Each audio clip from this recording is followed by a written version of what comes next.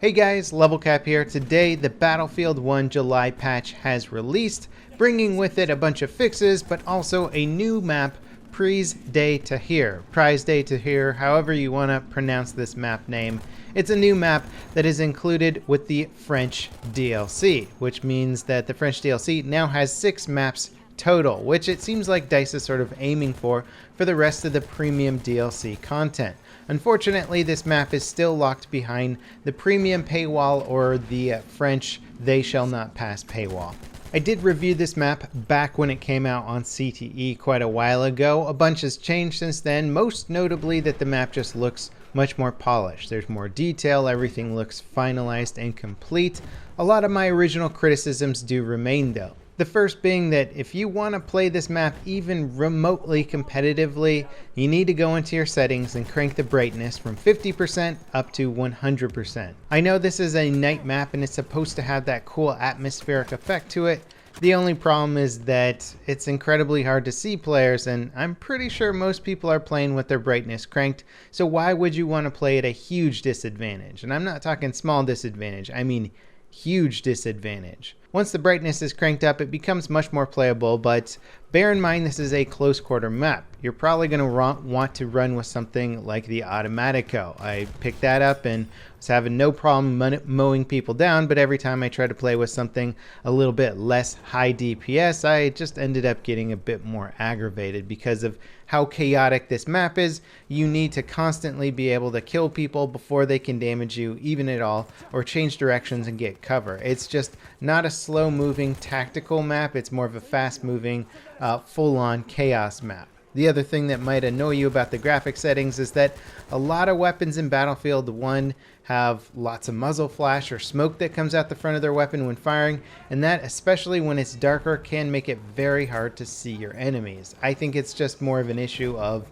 some of the muzzle flash effects being a little bit overdone in this game, and it does make it really hard in certain lighting conditions. Now, in terms of the overall gameplay, this is a predominantly infantry-based map. There's one tank per side, and the tanks themselves can't really put too much distance between them and the enemy, so it makes it much easier for infantry to get in close and take them out. I did have some fun playing around with the tanks. They are effective, but you're not going to last as long, or at least be able to play as cheesily as you might be able to on other Battlefield 1 maps. It can be really hard to take out tanks if they maintain their distance. It's not something they can really do in this map too effectively. So tanks have to be mobile, they have to be fast and aggressive, and it can be a lot more fun to play with the tank on this map, I found as well. There's a lot of recycled assets in this map. It can get kind of confusing at times because so many of the buildings look really similar to each other.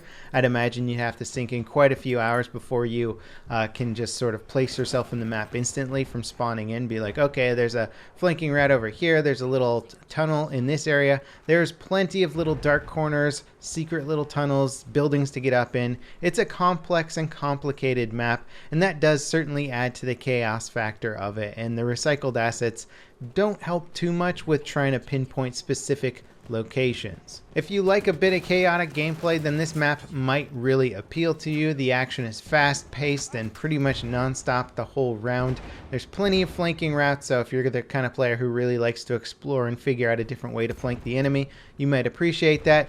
Comparing it to the other full-on city map, which would be Amiens, I don't think it really comes too close to dethroning that map. It's one of my favorite maps, and I think is just a much better layout than this one in general, but it does bring something new to the table. So if you want a different type of map that plays out a bit differently than any of the ones you've played already, this certainly fits that bill. Now, moving on to the patch and what's actually changed this time around, we've gotten premium trials, which is a new way of getting more players into premium. Basically, when DICE activates premium trials for limited periods of time, it means that every player will be able to get in and play on some of the premium maps. Try them out, test them out. You won't be able to get experience or rank up, and I don't think you'll be able to use any of the new weapons that are included in the DLC, but you'll at least be able to play on the maps, which is certainly a good deal. I think they're sort of trying to find a little bit of a bridge in the way that they really wanted to release the content for this game, and the way that they're doing it with, say, Star Wars Battlefront 2, and the plan that they're in now, which they can't really break out of. So premium's never going away, but premium trials and premium friends is now a thing. So if you got friends with premium, you can link up with them and play on these new maps without having to pay any money. And also when premium trials is going, you can play on the maps even if you don't have friends who have premium. So it's a good way to sort of market premium and get more players into these maps, especially when they are starved for attention. That's one of the downsides of premium in general, is that you can play the premium content for a few weeks, maybe a month, and then people kind of stop playing it because the audience for premium isn't big enough, especially on PC. And so it can be really hard to get the full value out of the DLC just because of the limited player base that can play on those maps. Hopefully premium trials and premium friends will remedy that situation. The patch has also updated the system so that the UI, or the scoring screen, represents you as a 0, so you don't get any points or anything like that, but other players will be able to see that as well. I'm actually kind of curious because I want to know how many people are actually taking advantage of this system and how effective it is on an average premium server. The patch has also updated the map voting system so that you can no longer select the current map that you're already on or the previous map that you just played. This should give you a bit more variety in the map selection, and I think this is great. It's a good addition, and the map voting system has been awesome in my opinion. One of the better updates to the game. As for netcode, they synchronized damage taken effect to the actual shooter networked state. So basically this could have previously made it look like you were taking damage from your opponent before you could even see them turn a corner, which is definitely a no-no for netcode in first-person shooters. So hopefully this will be happening a bit less. The rental server program is getting a few more updates than we initially thought it was going to get, which is nice. We're getting the added setting for unlimited magazines. They're adding the setting to adjust the round limit timer, so based on whatever you want it to be. They added a new setting to allow for a limited number of specific kits, which will be really interesting to see if server admins want to adjust the amount of snipers available on some maps. I'm sure a lot of players might really appreciate that. They've also implemented a latency soft lock option where players with ping higher than 100 milliseconds get kicked automatically. Now hopefully DICE will also implement the option to adjust the ping setting, because 100 milliseconds seems a little bit steep for some servers. Maybe they can set it so that players with like 120 or 150 milliseconds get kicked, and that'll give them a little bit more leeway. They've also made some map updates, unfortunately not to some of my more problematic maps, but they've done a lot of updates to the They Shall Not Pass maps.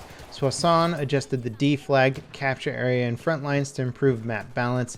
In Fort de Vaux, players should no longer be able to get on top of the fort around the courtyard area. So there's been a few small updates to some of the DLC maps. Sadly, nothing to some of the operations balance, which I think is long overdue for some tweaking. Again, no fixes for the player spawning on dead teammates issue or some of the more prevalent issues in Battlefield 1, which is unfortunate.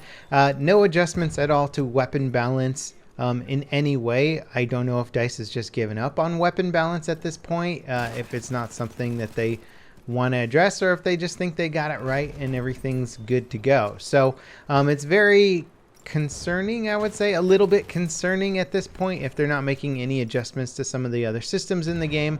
Hopefully DICE will revisit some of the core mechanics of Battlefield 1 at some point in the near future, because everybody's not super on board with it. There's a Reddit post out there where the devs are asking for feedback from the community about what they want to see changed or updated with the game, and it's pretty darn extensive. A lot of core gameplay changes, and it shows that many of the players who are still sticking around and playing Battlefield 1 would still like to see some of the basic stuff changed and balanced. Anyway, that kind of wraps it up for the patch and map. One thing that I'll be paying attention to in the coming weeks is just how much the new premium trials and premium friends makes the premium content playable for a longer period of time.